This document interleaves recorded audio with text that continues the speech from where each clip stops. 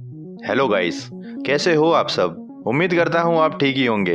Dragon ball greater के chapter 9 part 4 में आप सभी का स्वागत है। तो कहानी को आगे बढ़ाते हैं। Without wasting any time video शुरू करते हैं। न्यू सीजन चालू होता है जहाँ क्लासरूम में गॉसिप्स चल रही होती है कि ए डिवीजन से एक हैंडसम लड़का सी डिवीजन में ट्रांसफर हुआ है। वो लड़का और कोई नहीं बल्कि कल्याण की कृष्णकांत है, यानी कि हमारे लॉर्ड कल्कि। कृष्णकांत के क्लासरूम में एंटर करने से क्लासरूम की सभी लड़कियां खुश हो जाती है except Radhika and classroom boys. Krishna Radhika के पास आ जाते हैं। हे, क्या तुम इस बेंच पर बैठती हो? आज फर्स्ट डे है न्यू क्लासरूम का, किसी भी बेंच पर बैठ जाओ। कल से टीचर सबको अपने हिसाब से बेंच पर बिठा देगी। ओह, क्या मैं तुम्हारे साथ बैठ सकता हूँ? नो। लेफ्ट साइड में? नो। राइट साइड में? नो। क्लासरूम की सभी लड़कियां आपस में खुसफुसाते हुए बात कर रही है कि हैंडसम कृष्णकांत उस रूड राधिका के पास क्यों गया है। सामने की बेंच पर? नहीं। तुम्हारे पीछे वाली बेंच पर? बिल्कुल भी नहीं। तो कहाँ बैठूं? मैं तुम्हारी बेबी सिटर नहीं हूँ कल्याण की।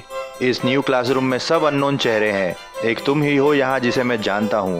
एक काम करो, वो वाली सीट पर बैठ जाओ। वो तो लास्ट बेंच है। हाँ, बिकॉज बदमाश बच्चे वहीं पर बैठते हैं। तुम मुझे बदमाश समझती हो? नहीं, तुम गंदे स्टूडेंट हो। बदमाश बच्चे सिर्फ शरारत करते हैं, पर तुम तो चलते फिरते शैतानी का पिटारा हो कृष्णा। लास्ट समर वेकेशन पर हम वेस्ट सिटी ट्रिप पर गए थे, तब तुम पूरे दिन गायब हो गए थे। एक अनजान देश में तुम्हें ढूंढते ढूंढते मैं परेशान हो गई, पर तुम्हारा कोई अता पता नहीं था। तुम्हें कुछ हो जाता तो मैं तुम्हारे पेरेंट्स को क्या जवाब देती? राधिका कल्कि को डांट रही होती है क्योंकि कल्कि उन्हें अननोन देश में कुछ समय के लिए छोड़कर चले गए थे, पर असली सच हम जानते हैं कि वो एक असुर का वध करने गए थे। आई एम सॉरी राधिका, देखो मैंने उस टाइम भी माफ़ी मांगी थी और आज भी माफ़ी मांग रहा हूँ। I am sorry.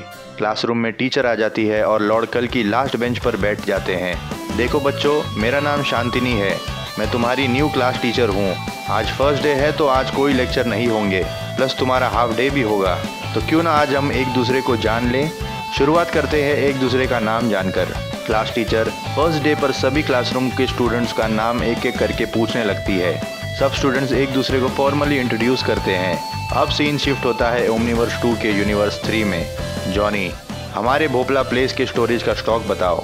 सर, एल्फरिन 900 टन्स, बेगाटो 400 tons, steel 23 million tons, 13,000 tons marble के स्टॉक स्टोरेज में आ गए हैं। गुड, पर कुछ तो मिसिंग लग रहा है। यस सर, ग्रीन एपीआई के स्टॉक्स अभी तक भोपला में नहीं जमा हुए हैं। ये टास्क आपने अपने बेटे को दिया था। छह, क्या करूँ इस लड़के का, आखिर कब ये अपनी रिस्पॉन्सिबिलिटी संभालेगा। जॉनी, एक काम करो, मेरे नालायक बेटे को फ़ोन लगाओ और उसे यहाँ बुलाओ। Yes sir. कुछ समय बाद विदुर का बेटा वहाँ आ जाता है। ग्रीन एपीआई का स्टॉक क्यों नहीं भरा भोपला में? बताओ अर्नव। डैड, मैं भरने गया था, बट एक बच्ची का एक्सीडेंट हुआ। क्या क्या तुमने वो एक्सीडेंट किया? नहीं नहीं, she was struck by someone else, पर पता नहीं क्यों मन नहीं मान रहा था उसे छोड़कर जाने के लिए। मैंने उसे हॉस्पिटल ड्रॉप कर दिया और कुछ मेडिकल प्रोसेस करने के लिए मैं वहीं रुक गया। आई एम सॉरी डैड, हर बार तुमने मेरा नुकसान करवाया है, पर आज नुकसान होकर भी मुझे अच्छा फील हो रहा है। आप नाराज़ नहीं हो मुझ पर डैड? नाराज़ तो बेटा हूँ मैं, पर छोड़ो, जाने दो। पता है, मुझे हमेशा से डर था कि इस कॉम्पिटिटिव दुनिया में तुम पीछे न रह जाओ। इस बात की चिंता मुझे हमेशा सताती थी कि क्या तुम अपनी जिम्मेदारियों को कभी संभाल पाओगे। मैं चाहता हूँ कि तुम हर चीज़ की वैल्यू करना सीखो। मुझे इतना गर्व है कि तुम्हारे अंदर इंसानियत है बेटा। थैंक्स डैड, आई प्रॉमिस अगली बार स्टॉक। एक मिनट, मुझे पूरी बात बोलने दो।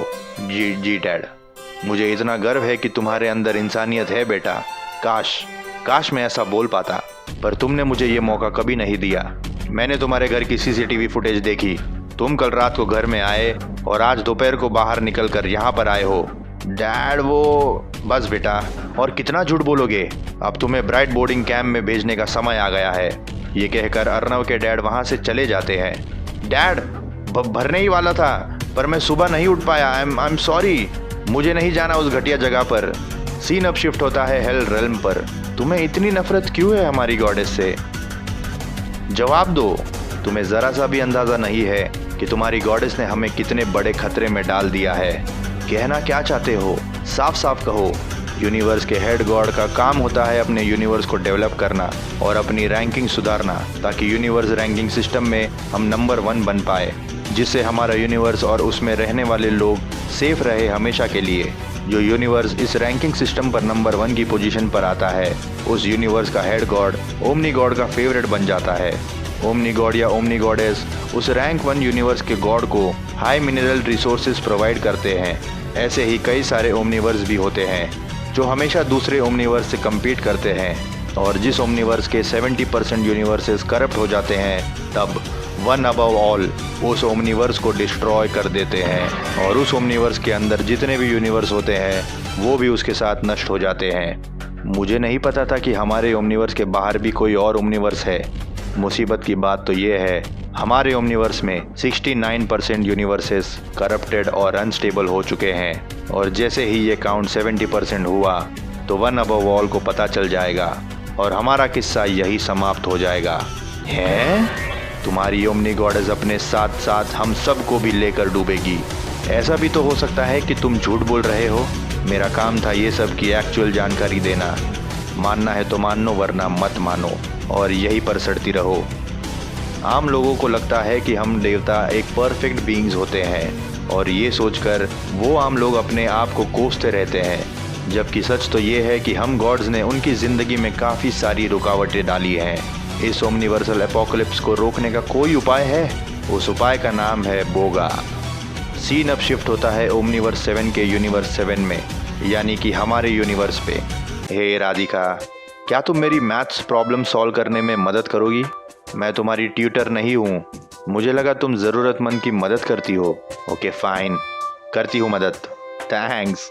अब राधिका लॉर्ड कल्की की मैथ्स प्रॉब्लम सॉल्व करने में मदद करने लगती है, बट वो डिस्कवर करती है कि लॉर्ड कल्की को सारे प्रॉब्लम्स का सोल्यूशन ऑलरेडी पता है, बिकॉज लॉर्ड कल्की हर प्रॉब्लम का आंसर अपने मुंह से बता रहे थे राधिका को।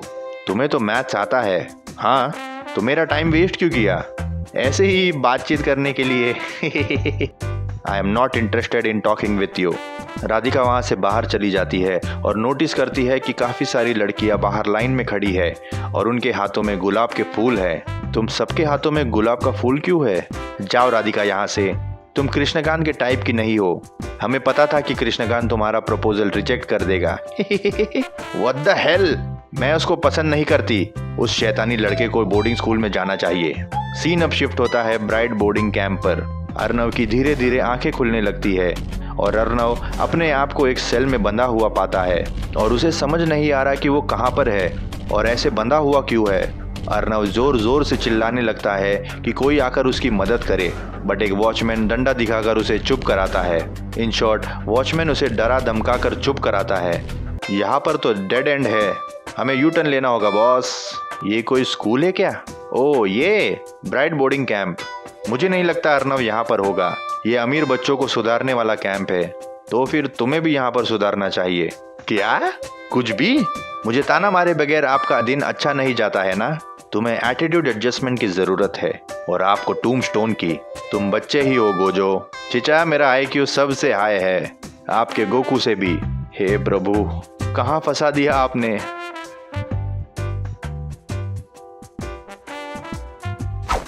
और इसी के साथ चैप्टर 9 का पार्ट 4 यही खत्म होता है। उम्मीद करता हूँ आप लोगों को ये वीडियो पसंद आया होगा, तो प्लीज़ लाइक करो और शेयर करो इंडियन एनिमे कम्युनिटी के साथ। आपको इस वीडियो का कौन सा पार्ट ज़्यादा पसंद आया, ये हमें कमेंट सेक्शन में ज़रूर बताना।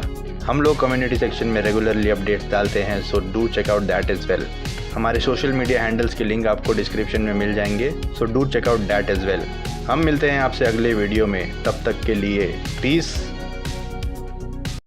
But they never did, ebbing and flowing and never did, living it till it broke up when it rained down. It rained